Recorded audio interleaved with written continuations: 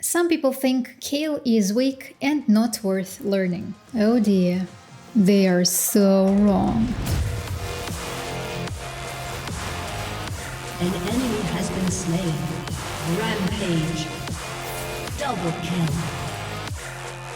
This in-depth guide will provide you with insights on her abilities, builds, runes, her weaknesses and strengths, and how to unlock her hypercarry potential to easily win games. Kayle is a versatile champion who can build either AD, attack damage, or AP, ability power items, to unleash devastating damage. Though her AP build is more popular and loved by the majority of the players, I personally prefer it better as well. Kayle is recommended to play on the Baron lane, mid or jungle. The best role for her, however, is solo. Despite Kayle's hypercarry potential, she faces big challenges in the early game due to starting as a melee fighter. Let's take a closer look at her scaling potential. At level 1, Kayle begins as a melee fighter, with her attacks granting temporary attack speed stacks. Once she reaches the maximum stacks, she also gains bonus movement speed. It's important to note that Kayle's early game is her weakest phase. However, as the game progresses, she becomes stronger,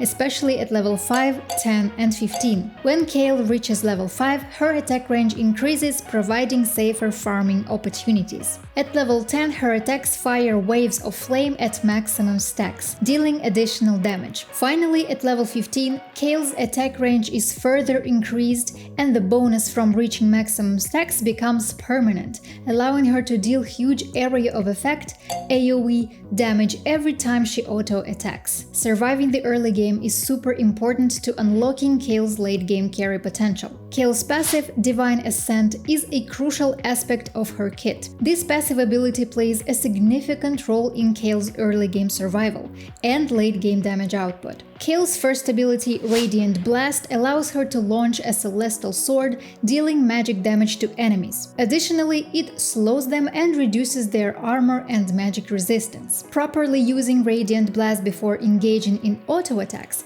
can significantly increase Kayle's damage output. Moving on to her second ability, Celestial Blessing. Kayle can heal herself and an allied champion while granting them bonus movement speed for a few seconds. This ability proves valuable during the early game to sustain and mitigate damage, as well as providing utility in the late game to support teammates or chase down enemies. Kayle's third ability, Starfire Spellblade, is both a passive and an active ability. Passively, it grants bonus magic damage to Kayle's auto attacks. When activated, Kayle's next attack becomes ranged, dealing additional magic damage based on the target's missing health. Properly utilizing Starfire Spellblade allows Kayle to farm, poke, and deal significant burst damage. Lastly, Kayle's ultimate ability, Divine Judgment, grants invulnerability to an allied champion or herself for a few seconds. During this time, Kayle cannot attack or use other abilities. Once the duration ends, blades rain down around the target, dealing magic damage. Itemization and runes. Let's discuss the optimal build for Kayle. But just before we continue, I would ask you to smash that like button if you're enjoying the video so far. Thank you. So what items should you prioritize with Kayle? Nashor's Tooth is a highly recommended item as it provides ability power and attack speed. This item synergizes well with Kayle's auto attacks, which also deals bonus magic damage. Additionally, Riftmaker proves to be a powerful choice, amplifying Kayle's auto attack damage and granting bonus true damage. Infinity Orb is another great choice for Kayle, as it gives her movement speed, magic penetration, and abilities crit. But don't forget that every game is different, and sometimes your item choices have to adjust. For example, if the enemy has healing supports, you definitely want to buy Morellonomicon instead of Infinity Orb. As for boots, there are two good options for Kayle. If you want to be tankier, you should buy Plated Steel Caps. And if the enemy team has a lot of stuns, it's better to go for Mercury's Treads. But both these options work just fine with Kayle. Now for the enchant, I always recommend Stasis. It's just the best option for any squishy champion out there. But again,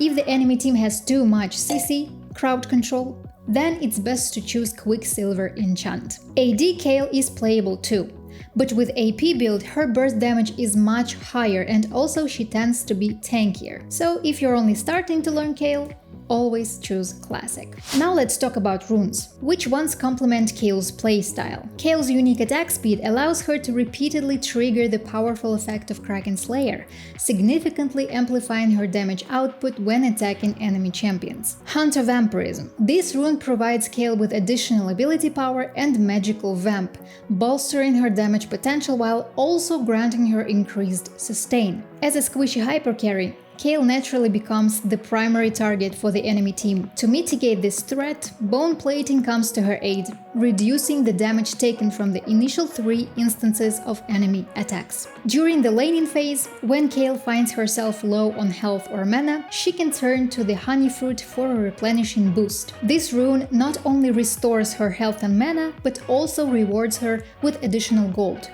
making it a valuable asset in the early game. When it comes to summoner spells, Flash is considered essential for most champions. As for the second spell, Barrier is commonly favored. It provides a shield that absorbs incoming damage, offering a valuable layer of protection. Early and late game strategies. Now, how should you approach the early and late game phases with Kayle? In the early game, it's super important to prioritize survival and farm as much gold as possible. Playing defensively and avoiding unnecessary deaths will allow Kayle to scale and acquire her core items. Properly using Starfire Spellblade and Radiant Blast can secure last hits and poke enemies when safe. Once you reach the late game and have your core items, Kayle become a devastating late game hyper carry. It's essential to position yourself behind your front line and unleash your damage from a safe distance. With practice and strategic gameplay, you can unlock Kayle's full potential and become a late game unkillable hyper carry. And before you leave, I want to invite you to my new Discord server, where you can chat with other Wild Rift lovers, post your video requests, share gaming moments, and much more. I would be really happy to see you there. The link in the description. And if you have some spare time, I recommend you to watch this video next. Keep gaming, keep laughing, and I'll see you in the Rift.